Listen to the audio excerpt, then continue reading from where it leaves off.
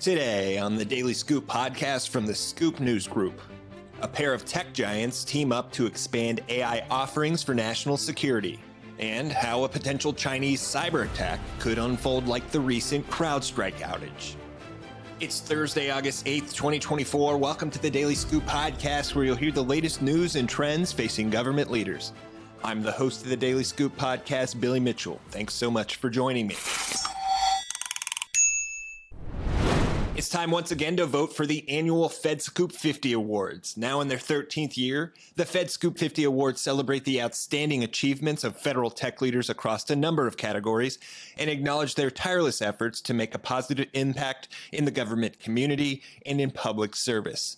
This year, there are more than 250 nominees up for vote. Cast your vote today at fedscoop.com/fedscoop50/vote. Now let's go to today's top headlines. Two tech giants have teamed up to make their artificial intelligence tools more accessible to federal agencies in the defense and intelligence communities.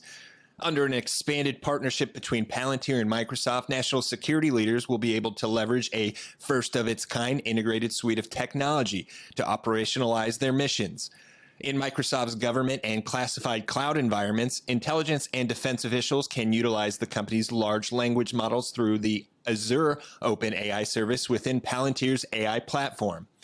Deb Cupp, president of Microsoft Americas, said in a statement that the expanded partnership between Microsoft and Palantir will help accelerate the safe, secure, and responsible deployment of advanced AI capabilities for the U.S. government.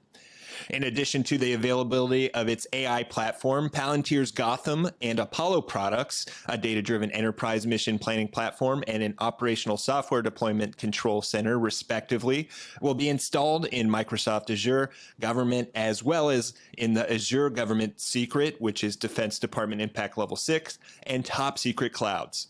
Palantir's Foundry product, which leverages data integration and ontology capabilities, will also be available in those Microsoft cloud environments, providing mission operators with AI tools to help with everything from logistics to contracting to action planning. The Palantir Federal Cloud Service, which includes Gotham, Foundry, AIP, and other products, will also be authorized for use on Microsoft Azure for IL5 environments. The use of all Palantir and Microsoft services included in the deal are contingent on intelligence and defense staffers completing authorization and accreditation requirements as determined by the relevant federal agencies.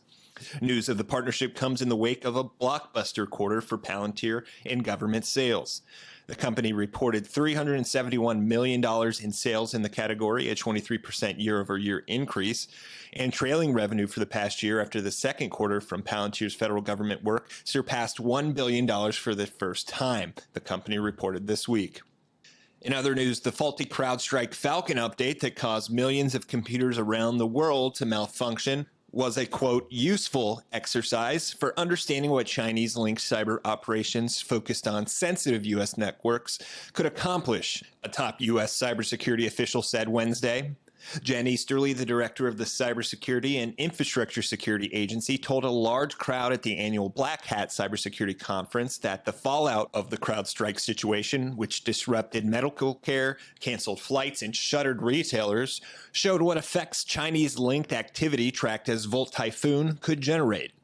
Easterly said during a keynote at the Las Vegas Hacker Conference that when the outage was unfolding, her thoughts were that, quote, this is exactly what China wants to do, but without rolling back the updates such that we could all reboot our systems.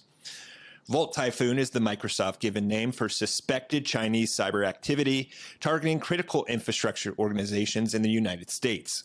Officials from the U.S. and other Western countries have for more than a year warned that the Chinese-linked group aims to pre-position cyber capabilities in key networks to be able to disrupt operations in the event of military conflict or crisis involving China. The operators are embedding in the U.S.'s critical infrastructure, specifically not for espionage or data theft or IP theft, but to launch disruptive or destructive attacks in the event of a major conflict in the Taiwan Strait, Easterly said, adding that a war in Asia would be accompanied by very serious threats to Americans like the explosion of pipelines, the pollution of water systems, the derailing of transportation systems, and the severing of critical communications. These operations, she added, aim to incite panic and undermine the ability of the United States to marshal its military capabilities. The Chinese government has consistently denied it is preparing for such operations, alleging that Volt Typhoon is a U.S. disinformation campaign to frame China. Easterly's comments came in response to a question about the CrowdStrike incident during a keynote discussion of election security efforts that also included Felicity Oswald, head of the UK's National Cybersecurity Centre, and Hans de Vries, the Chief Operational Officer for the European Union Agency for Cybersecurity. For more news at the intersection of the federal government and technology, visit fedscoop.com. Thanks so much for tuning in to another episode of the Daily Scoop podcast, available on all podcast platforms. If you've already rated the podcast on your platform of choice, thanks so much. High ratings and good reviews of the show help more people to find it. The Daily Scoop podcast is a production of the Scoop News Group in Washington, D.C.